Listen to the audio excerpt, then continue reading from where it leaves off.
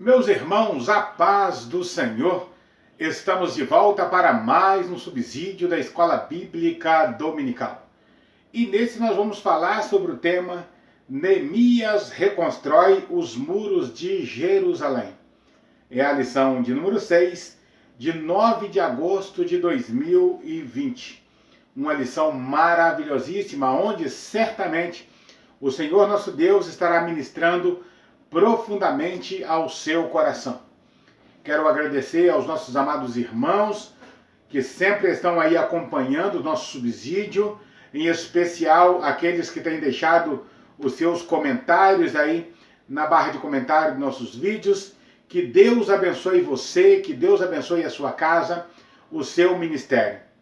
Você que está pela primeira vez no meu canal, eu sou o evangelista Adair Ferreira, da cidade de Pancas, no Espírito Santo, e pertenço à Igreja Evangélica Assembleia de Deus, pastoreada pelo pastor José Lopes da Silva, onde tenho a grata satisfação de atuar como segundo superintendente da Escola Bíblica Dominical e também como professor, ministrando ali, esporadicamente, porque nós temos vários professores, pela bondade de Deus, a palavra do Senhor nosso Deus. Se você não inscreveu no meu canal, se inscreva. Ao se inscrever, ative o sininho para que você possa receber as notificações de tudo que postarmos aqui no nosso canal, para a glória do nome do Senhor nosso Deus. Posto aí essas considerações, o nosso texto áureo está no livro de Isaías, capítulo 60, versículo 18, que diz: nunca mais se ouvirá de violência na tua terra, de desolação ou destruição nos teus termos, mas os teus muros chamará salvação e as tuas portas louvor. A nossa verdade prática diz: somente despertados podemos vencer qualquer obstáculo para realizarmos a obra de Deus. É bom que se diga de antemão que a obra de Deus, ela sempre enfrentou e sempre enfrentará obstáculos. Obstáculos externos, aqueles que estão à volta da igreja, e obstáculos internos, problemas internos, aqueles que surgem no seio da igreja do Senhor Jesus. Mas capacitada pelo poder da palavra e cheia do poder do Espírito Santo, a igreja poderá sempre vencer todos e qualquer obstáculos que se levantar para destruir a obra do Senhor nosso Deus. A nossa leitura bíblica em classe está no livro de Neemias, capítulo 1, versículos de 1 a 4, e depois capítulo 2, versículos de 1 a 9. Eu vou fazer a leitura, porque como nós já vemos falando, algumas igrejas certamente não aderiram a essa lição. Estão repetindo a lição do segundo trimestre. Essa lição do terceiro trimestre, de Neemias, a reconstrução do templo, princípio divino para tempos de crise, foi uma edição especial da CPAD para as igrejas que quiseram aderir esse material. Posto essas considerações, então, aí o nosso texto, a leitura bíblica em classe, diz o seguinte: as palavras de Neemias, filho de Acalias, e sucedeu no mês de Quisleu, no ano 20º, estando eu em Suzã, a fortaleza, que veio Anani, um dos meus irmãos, ele e alguns de Judá, e perguntei-lhes pelos judeus que escaparam e que restaram do cativeiro, e acerca de Jerusalém. E disseram-me: os restantes que não foram levados para o cativeiro, lá na província, estão em grande miséria e desprezo, e os muros de Jerusalém fendidos, e as suas portas queimadas a fogo. E sucedeu que, ouvindo eu essas palavras, assentei-me e chorei, e lamentei por alguns dias, e estive jejuando e orando ao Deus dos céus. E sucedeu, pois, no mês de Nisan, no ano 20º do rei Artaxerxes, que estava posto vinho diante dele. E eu tomei o vinho e o dei ao rei, porém nunca antes estivera triste diante dele. E o rei me disse: por que estás triste o teu rosto, pois não estás doente? Não é isso senão tristeza de coração. Então temi muito em grande maneira, e disse ao rei: viva o rei para sempre. Como não estaria triste o meu rosto, estando a cidade, o lugar do sepulcro dos meus pais, assolada, e tendo sido consumida as suas portas a fogo? E o rei me disse: que me pedes agora? Então orei ao Deus dos céus, e disse ao rei: se é do agrado do rei, se o teu servo é aceito em tua presença, peço-te que me envies a ajudar a cidade dos sepulcros dos meus pais, para que eu a edifique. Então o rei me disse, estando a rainha assentada junto a ele: quanto durará a viagem? E quando voltará? E aprove ao rei enviar-me, apontando-lhe eu um certo tempo. Disse mais ao rei: se ao rei parece bem, dei-me cartas para os governadores da além do rio, para que me deem passagem até que chegue a Judá, como também uma carta para Asaf, guarda do jardim do rei, para que me dê madeira para cobrir as portas do pasto da casa e para o muro da cidade, para a casa em que eu houver de entrar. E o rei mas deu, segundo a boa mão de Deus sobre mim. Então vim aos governadores da além do rio e dei-lhes as cartas, e o rei tinha enviado comigo chefe dos exércitos e também cavaleiro. Como você percebeu, esse primeiro capítulo, o capítulo 1 e o capítulo 2, de Neemias, já vai mostrar a sua missão em construir os muros de Jerusalém, que àquela altura estava danificado, não apenas danificado, mas desmoronados, as portas queimadas a fogo, devido à violência causada pelo Império Babilônico, quando invadiu Jerusalém em 586, levando os judeus para a Babilônia. A situação, como nós já vimos na leitura, era trágica, e nessa lição nós vamos observar como Deus trabalhou, como foi que Deus despertou Neemias, o desejo para restaurar os muros de Jerusalém. Como ocorreu esse despertamento na vida de Neemias. E mostrar que foi Deus quem fez esse despertamento. O apóstolo Paulo diz em um momento das suas cartas que é Deus que opera em nós, tanto o querer quanto o efetuar.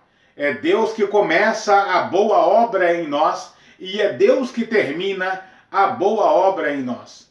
Todo momento que somos despertados para a oração, todos os momentos que somos despertados para um avivamento, jamais podemos dizer: eu fui despertado porque sou um homem de oração, eu gosto de oração.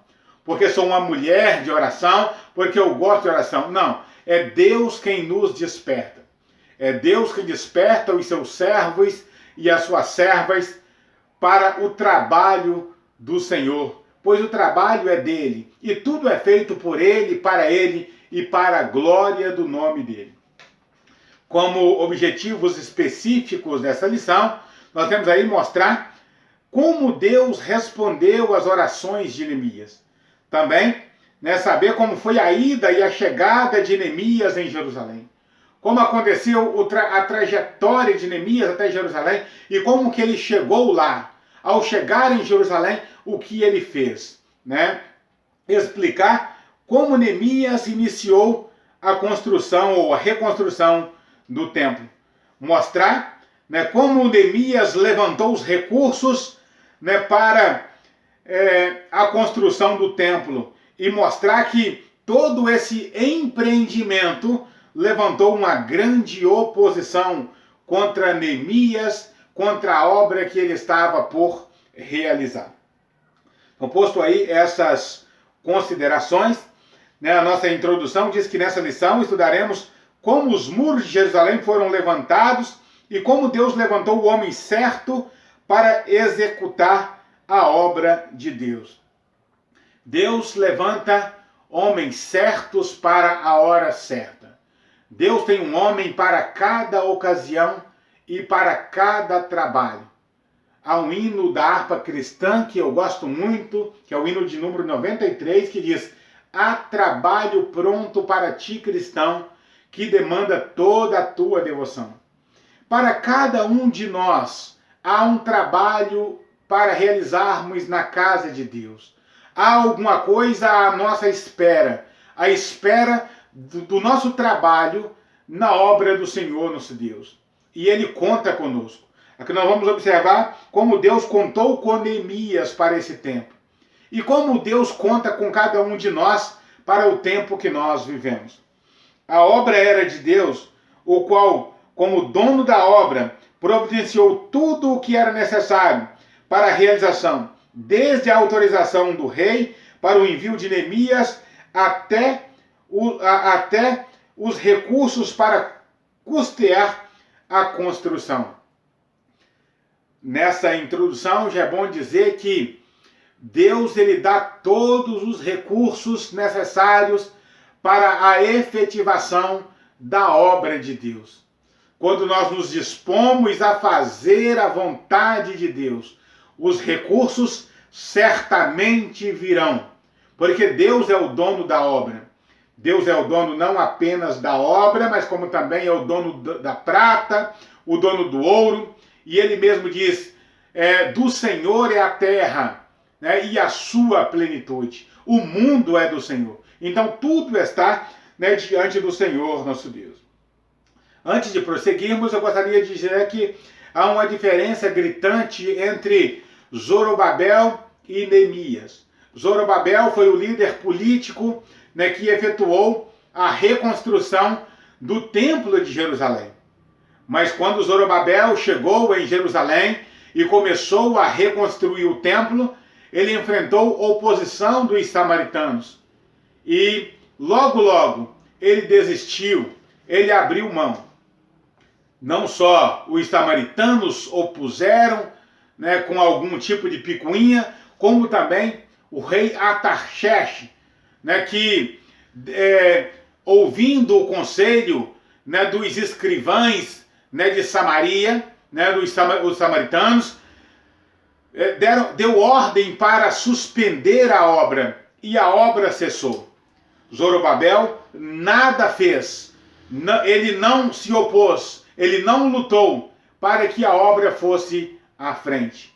Como nós vimos em lição anterior, Zorobabel nada fez, ele não lutou para que a obra continuasse, porque como vimos no livro de Zacarias, ele estava lutando com as suas próprias forças.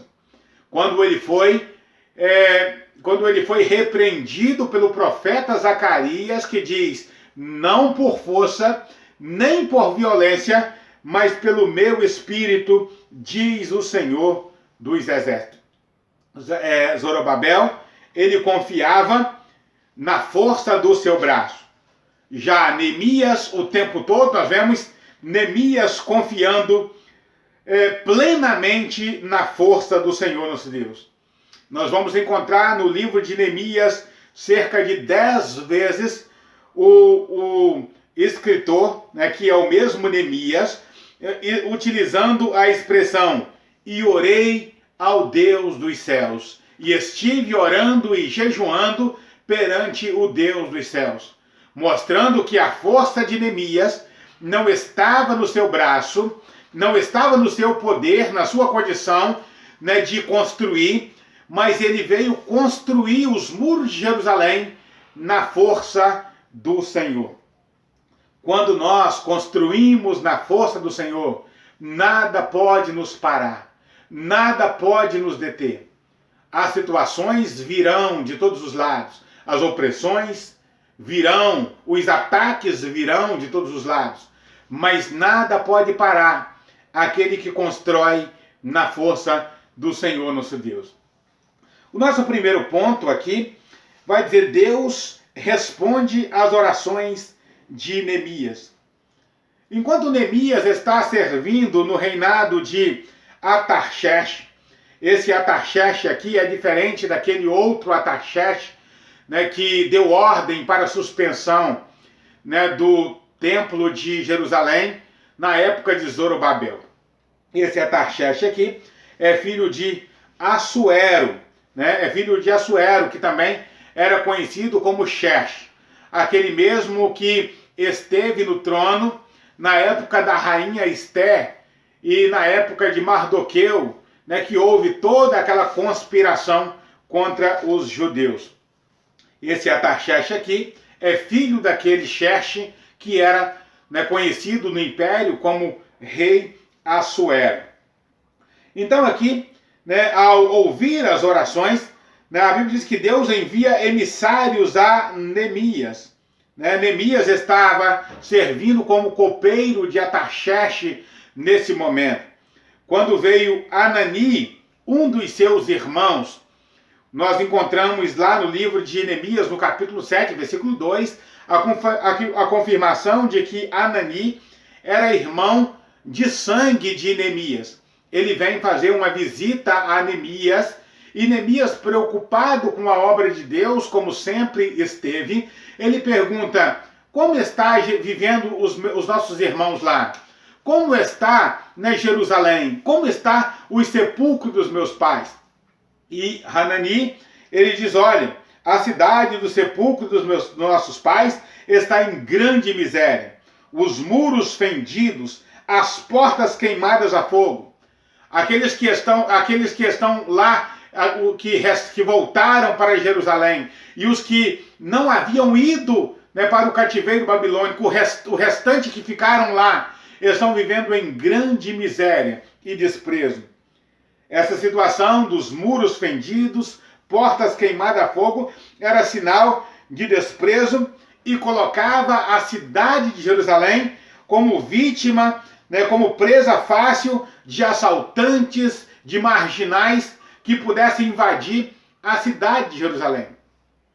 As cidades do Antigo Testamento eram todas muradas, como vimos a cidade de Jericó, a cidade da Babilônia, enfim, as cidades do Antigo Testamento eram fortemente muradas exatamente para impedir que os inimigos as invadissem.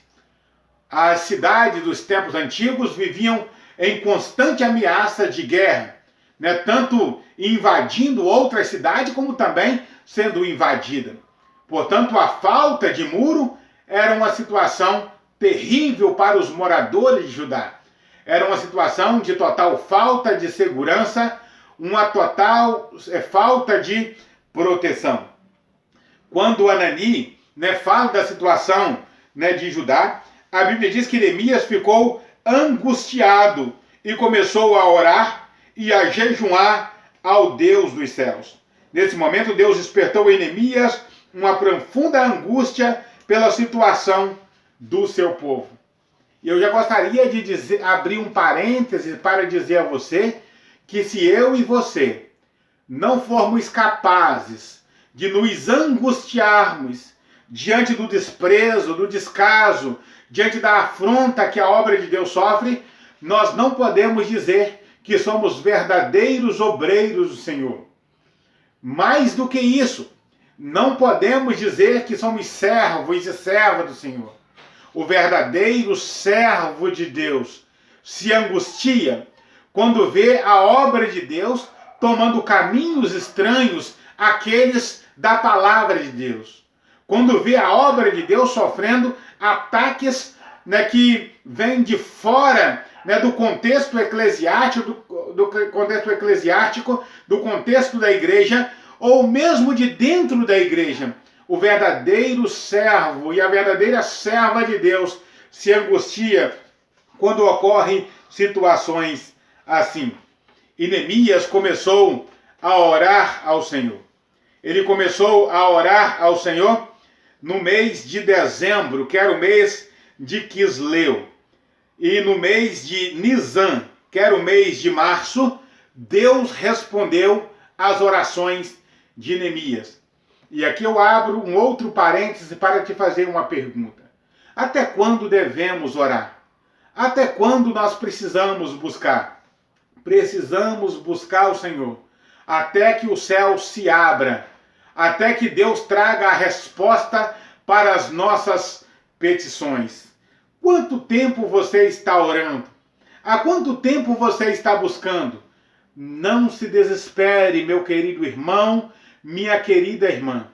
Por mais que pareça que tarde a resposta de Deus em seu favor, a resposta de Deus virá para você. Aqui no terceiro item, Deus responde às orações de Neemias. Como resposta às orações de Neemias, Deus despertou o rei para assumir as responsabilidades do empreendimento. Neemias chega diante do rei triste, e ninguém podia chegar triste com semblante abatido diante do rei. Era sentenciar a sua própria morte. Era lavrar a sua própria sentença. Neemias, diante da angústia que ele sente por ouvir, do que estava acontecendo em Jerusalém, ele não tem outra coisa a não ser descair o seu semblante. E não tem como restaurar, recuperar daquela angústia que ele estava sofrendo. E ele chega triste perante o rei. E o rei pergunta: por que está triste o seu semblante, posto que não estás doente? O rei já sabia que Neemias não estava doente.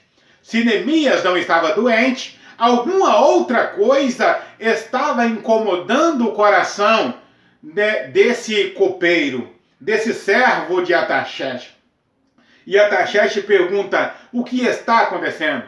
Neemias responde: como, pois, eu poderia estar feliz, sendo que a cidade dos meus pais está completamente abandonada, os muros estão fendidos, as portas queimadas a fogo, e o meu povo está vivendo em grande miséria. Como que eu poderia estar feliz? O rei, então, pergunta a Neemias: que me pedes agora? Em que eu posso te ajudar? Foi quando Deus despertou o rei Artaxerxes para responder ou para atender o pedido de Neemias. Neemias responde: se for do agrado do rei, eu peço que me liberes, que me envie, para que eu possa reedificar os muros da cidade dos sepulcros dos meus pais, lá onde os meus pais estão sepultados. Eu quero reconstruir os muros, mas não só isso. Gostaria que me desse ajuda financeira para que eu pudesse reconstruir os muros, porque o que eu tenho é boa intenção. Mas boa intenção não basta. Não basta boa intenção para reconstruir. A gente precisa de materiais para reconstruir. E Deus utilizou Artaxerxes. Deus utilizou ou usou Artaxerxes para enviar carta aos governadores daquela região e também dar os recursos necessários para que a construção fosse efetivada. Tudo segundo a boa mão do Senhor sobre Neemias. Como ele diz: porque a boa mão do Senhor estava sobre mim.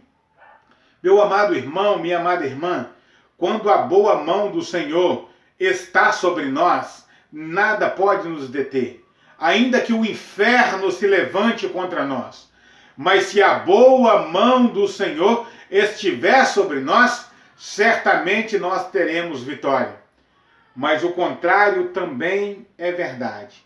Se Deus retirar a sua boa mão de sobre nós, estamos perdidos. Estamos irremediavelmente perdidos. Porque é a boa mão do Senhor que nos guia, que nos sustenta, que nos orienta. Portanto, que como Neemias venhamos a orar ao Deus dos céus, para que Ele nos ajude na grande empreitada da reconstrução diária das nossas vidas. O nosso segundo ponto, Neemias chega a Jerusalém. Neemias, ao chegar em Jerusalém, ele faz um levantamento real, um levantamento da real situação dos muros. A Bíblia vai dizer, Neemias capítulo 2, versículos do 12 ao 16, que Neemias saiu à noite, a companhia de poucos homens, sem dizer nada a ninguém do seu objetivo em Jerusalém. Muitas vezes as coisas ocorrem de forma contrária à vontade de Deus para a nossa vida, porque nós não sabemos esperar o tempo das coisas. Não chamamos pessoas certas para nos ajudar. Chamamos pessoas que, como eu gosto de dizer, tem a língua solta. Tudo que vê, conta para todo mundo. Não espera ouvir a voz de Deus. Não faz o levantamento da situação para resolver. Deus espera de nós que sejamos sábios. Neemias foi sábio. Ele saiu à noite, porque ele não queria dar alarde. E ele saiu com poucos homens de confiança, do qual ele podia contar, que não ia sair espalhando o seu projeto para todo mundo, para que houvesse problema, frustração na reconstrução dos muros de Jerusalém. Foi então que Neemias, depois de fazer o levantamento, declara a sua intenção de reedificar os muros de Jerusalém. Mas quem que Neemias convoca? Neemias convocou os judeus, os nobres, os magistrados e todos os que faziam a obra, a juntos reedificarem os muros, para que não mais estivessem em opróbrio, declarando-lhe como a mão de Deus lhe fora favorável. Neemias, quando ele declara a sua intenção de construir os muros de Jerusalém, ele chama o seu povo, aqueles que entendiam e tinham desejo de reedificar. Há pessoas que não têm desejo de ajudar, só têm desejo de atrapalhar. Esse tipo de pessoa você não pode chamar para o seu projeto, para o projeto que Deus colocou em seu coração. Precisamos colocar as pessoas certas, as pessoas que têm a mesma visão do trabalho. No nosso terceiro ponto, Neemias anuncia o levantamento dos muros. Aqui nós vemos o plano de Neemias. No capítulo 3, Neemias divide a tarefa de construção em partes, tendo cada parte uma porta, simultaneamente, lado a lado. Haveria pessoas encarregadas de levantar o muro ao longo de toda a extensão. Muitas delas edificando o pedaço do muro que ficava em frente da sua própria casa. Aqui Neemias nos ensina uma questão muito interessante, a divisão de tarefa. Hoje nós vivemos um tempo em que muitos pastores e líderes estão sofrendo de estafa, estão sobrecarregados, porque não confiam em ninguém, confiam apenas em si mesmo. Arrisco a dizer que muitos desses líderes não confiam nem em Deus, que os chamou para a obra.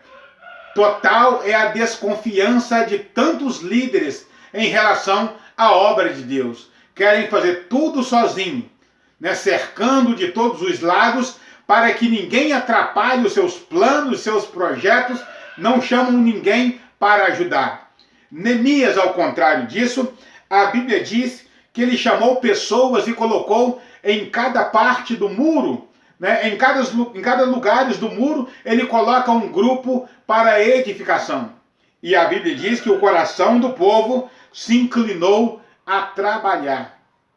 Quando alguém quer trabalhar na obra de Deus, é necessário que o líder entenda o desejo desse irmão, a vocação desse irmão, dessa irmã, e na direção de Deus, o coloque no trabalho certo para que essa pessoa desenvolva a obra de Deus.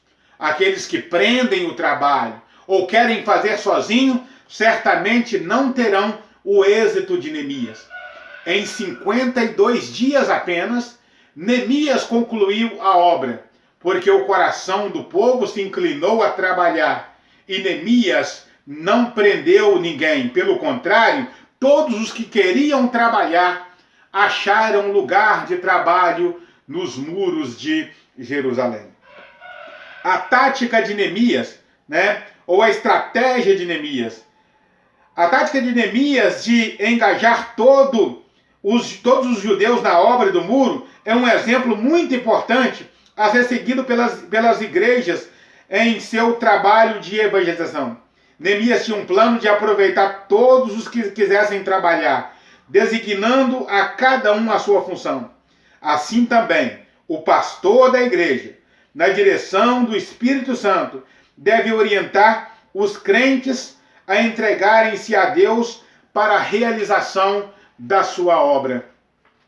Tanta coisa para fazer na obra de Deus.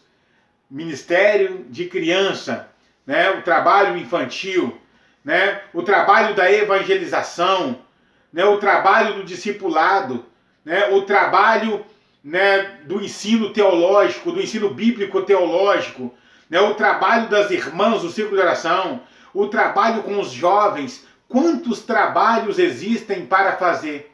Portanto, o líder, na direção do Espírito Santo, pode e deve conduzir cada crente ao seu respectivo trabalho, aquilo que cada crente consegue fazer na obra de Deus. Aqui nós vemos a união dos judeus ficou ameaçada. Sempre que nós nos empreendemos a obra de Deus, alguma coisa vem nos atrapalhar. É esperado, ou pode ser esperado, que quando nós nos doarmos para a obra do Senhor, alguma coisa quererá entrar como entrave para nos atrapalhar.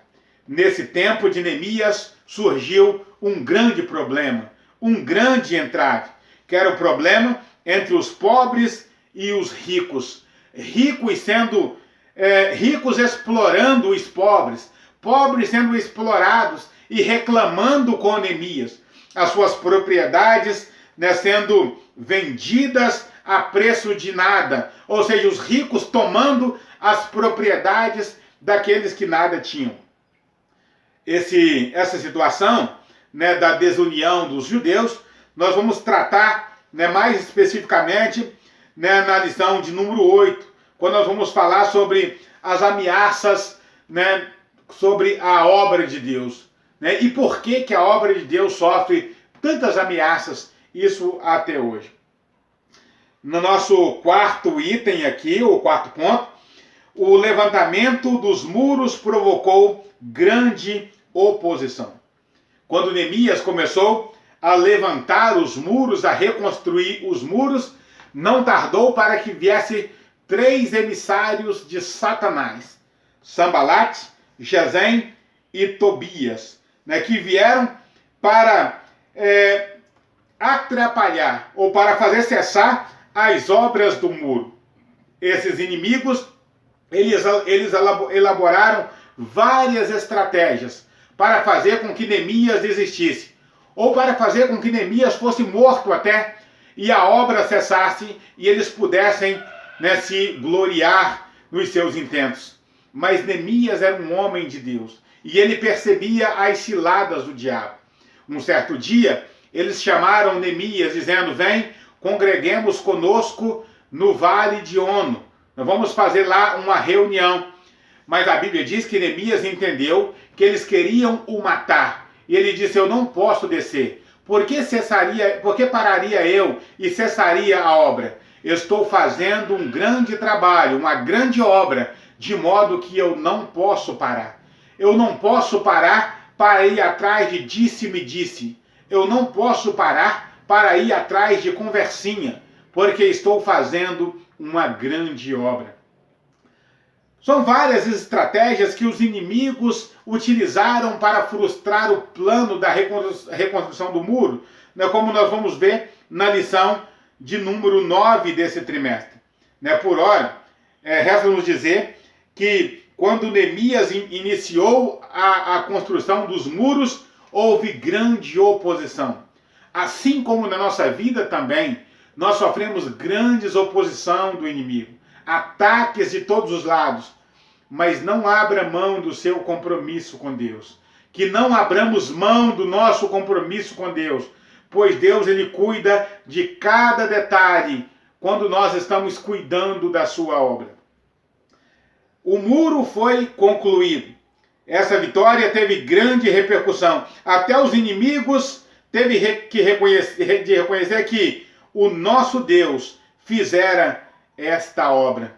Quando a obra foi terminada, os próprios inimigos eles tiveram que reconhecer que o Senhor nosso Deus havia feito grandes obras no meio do povo de Deus.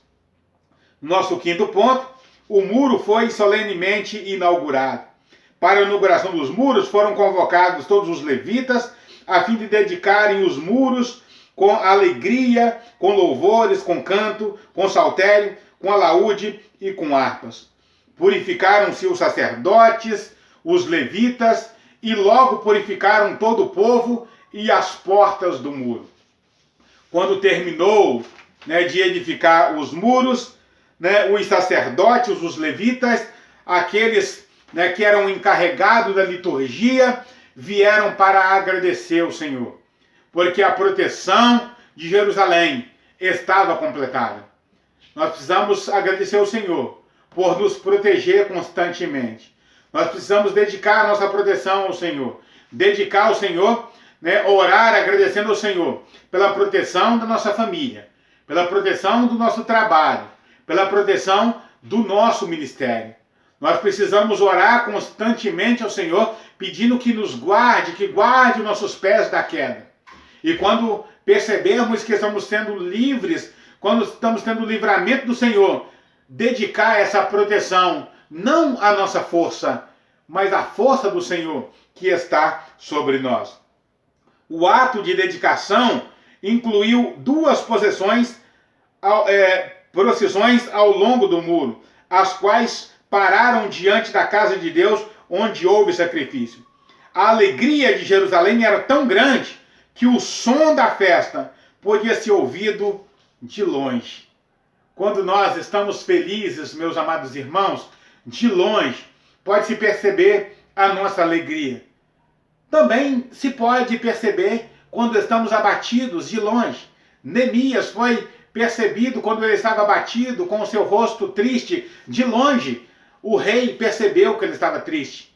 Mas o contrário também é verdade. Quando estamos felizes, a nossa alegria é percebida de longe. As pessoas percebem o nosso júbilo, percebem a nossa alegria diante do Senhor nosso Deus. Por fim, o sexto e último ponto da nossa lição fala que os muros trazem ensinos simbólicos e importantes. Primeiro, os muros falam de salvação para nós. A Bíblia fala da salvação como muro. A nossa salvação é posta como muro. Isaías capítulo 60, versículo 18, ali diz: aos teus muros chamará salvação, e as tuas portas louvor. Ainda em Isaías capítulo 26, versículo 1, diz: uma forte cidade temos, a quem Deus pôs a salvação por muro e antemuro. A nossa salvação em Cristo Jesus é o nosso muro de proteção. Se estivermos em Cristo, estamos protegidos. O contrário também é verdade. Quando deslizamos nossos pés e saímos fora daquilo que Cristo quer para nossas vidas, estamos então totalmente desprotegidos.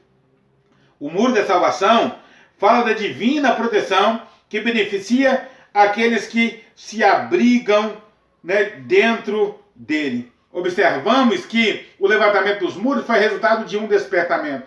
O crente despertado sente a imperiosa necessidade de conservar-se dentro dos muros da salvação, onde ele é protegido pela excelente grandeza do poder de Deus.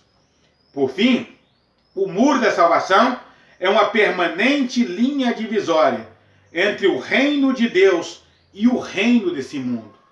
Por que precisamos de muro?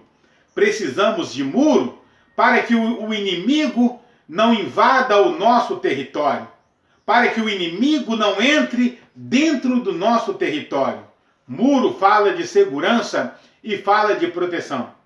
Então aqui, o muro da salvação é a nossa proteção contra o reino das trevas, que nos rodeia, que nos ataca diariamente, né?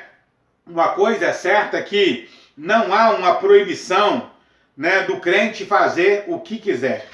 O crente pode fazer o que quiser. Nós temos o livre-arbítrio para permanecermos dentro do muro ou sairmos fora dele. Mas saiba você que enquanto você estiver dentro dos muros da salvação, você está protegido por Cristo. Quando você não quiser mais estar dentro dos muros da salvação, você estará totalmente desprotegido, vulnerável ao inimigo da nossa alma, que busca ferozmente nos destruir. Finalmente, a salvação transforma o crente de tal forma que ele começa a querer aquilo que o Senhor quer. Quando nós estamos dentro dos muros da salvação, nós queremos apenas e somente aquilo que o Senhor deseja.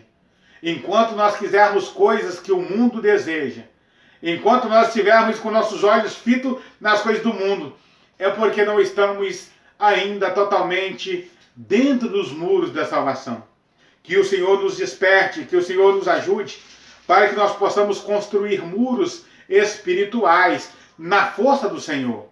Ou mesmo deixar o Senhor construir à nossa volta muro espiritual, para que possamos vencer dia a dia. Eu espero ter ajudado você com essa lição. E conto com você, para juntos estarmos orando ao Senhor, para que possamos continuar construindo na força do Senhor nosso Deus. Se essa lição ajudou você de alguma maneira, compartilhe com seus amigos, nos seus grupos de WhatsApp, Facebook, para que juntos possamos crescer na graça e no conhecimento do Senhor nosso Deus. Até um próximo vídeo, se Deus quiser.